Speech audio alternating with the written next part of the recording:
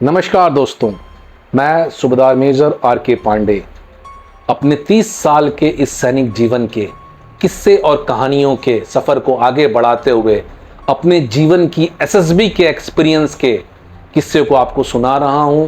तो आज मेरा किस्सा होगा 38 नंबर, जो कि 37 का अगला भाग है। तो दोस्तों, हम लोग अपने उस हॉल में आ चुके थे और सब में एक उत्सुकता थी और सब एक दूसरे को कॉन्ग्रेचुलेशंस, बेस्ट ऑफ लक बोल रहे थे। और जिस बैच में मैं था, मेरे उस बैच के 19 लोगों ने 20वां मैं था, मुझे टोटली डोमिनेट कर दिया। बोला, बेवकूफ़ आदमी, तुम्हें खड़े होने की क्या ज़रूरत थी? तुमने टीओ के कहने पर क्यों खड़े हुए और तुम क्यों बोले? तुम्हारा स्क्रीनिंग तो दुनिया की कोई ताकत नहीं करा सकती। और मेरे उस मोराल को मेरे उस बैच ने डाउन कर दिया। मैं सबसे पीछे निराश और हताश होकर खड़ा और अपने एक मित्र से अब वापस जाने के लिए कौन सी ट्रेन और कैसे वापस मुझे जाना है, उस प्रक्रिया को समझने लगा। उस समय मैं मिलिट्री हॉस्पिटल जालंधर में पोस्टेड था और मैंने उससे पूछा कि अब कैसे यहाँ से वापस जाएगा, क्योंकि मेरे अंदर एक विश्वास बैठ गया था कि अब मैं किसी भी कीमत पर स्क्रीन इन नहीं होऊंगा। और मैं बिल्कुल होपलेस था।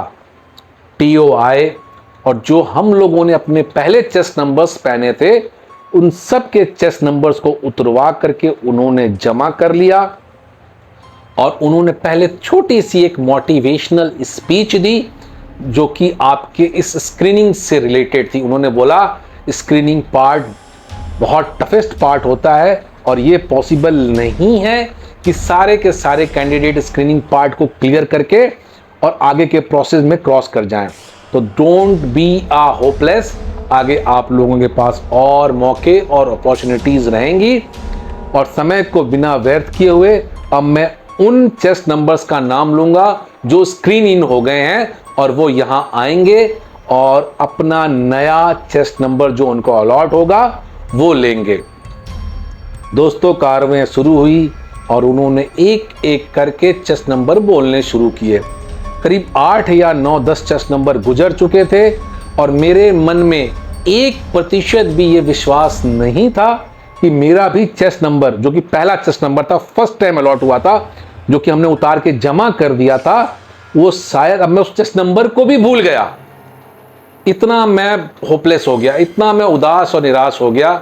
और कहीं ना कहीं मैंने उस अपनी जो कोशिश को दूसरों की कोशिश से कंपेयर किया, तो ना जाने क्यों मुझे इंटरनली आत्मघाती एक ये विश्वास हो गया कि नहीं यार, मेरी कमी या मेरा स्क्रीनिंग उन लोगों के मुकाबले काफ़ी कमज़ोर था।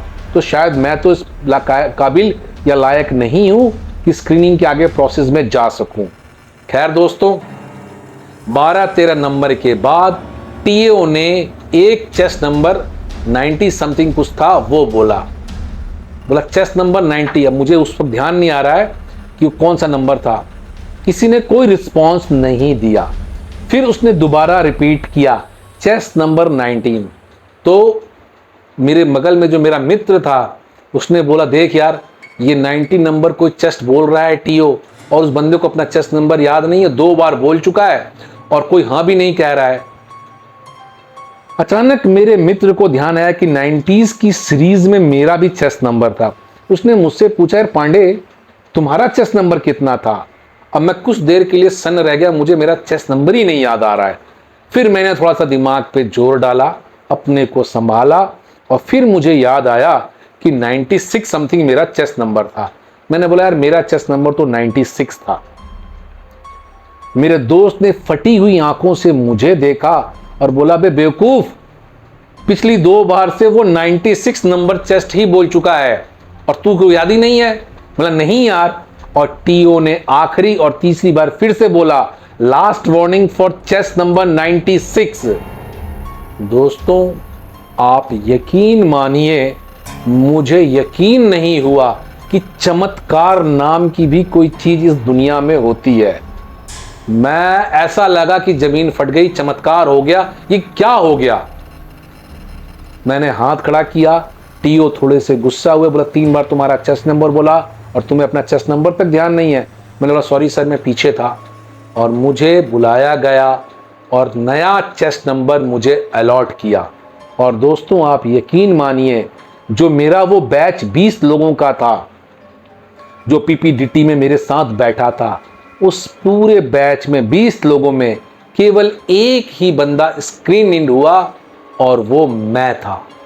मेरे उस बैच के 19 लोगों को यह विश्वास नहीं हुआ कि यार ये शख्स कैसे स्क्रीन इन हो गया, जिसने ना कि पीपीडीटी पार्ट में कुछ बोला और फाइनली अपनी स्टोरी को कंक्लूड नहीं कर पाया, टीओ के कहने पे खड़ा हुआ।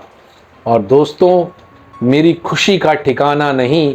आप यकीन मानिए, अगर जीवन के सबसे अहम पलों की खुशियों में अगर उस खुशी को मैं काउंट ना करूं तो ये नाइंसाफ़ी होगी उस खुशी के साथ। मैं बहुत खुश हुआ और मैं फाइनली स्क्रीन इन हुआ और मेरे को इतनी इंतहा खुशी हुई कि अब आगे 4 दिन मुझे इस एसएसबी में रहने का मौका मिलेगा और एक अपॉर्चुनिटी मुझे इस एसएसबी से आइदर रिकमेंड और नॉट रिकमेंड होने का मौका मिलेगा।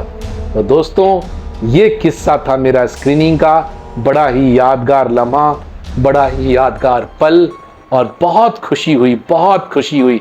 मुझे ये लगा कि मैंने कमीशन ले लिया उस स्क्रीनिंग इन के प्रोसेस में इन होने से। और दोस्तों नया चेस्ट नंबर अलॉट हो गया, अपने उस लगेज को उठाया और जो नए रूम्स अलॉट हुए थे स्क्रीन इन के बाद उसकी तरफ मूव। और दोस्तों आगे 4 दिन का किस्सा कैसा रहा मेरा एसएसबी का पूरा वो सफ़र, मैं आपको अपनी अगली कहानी में बताऊंगा और मैंने कैसे किया उस एसएसबी में और कैसा रहा मेरा अनुभव उस एसएसबी का। जानने के लिए अगली कहानी का वेट कीजिए दोस्तों। इसी के साथ जय हिंद, जय भारत।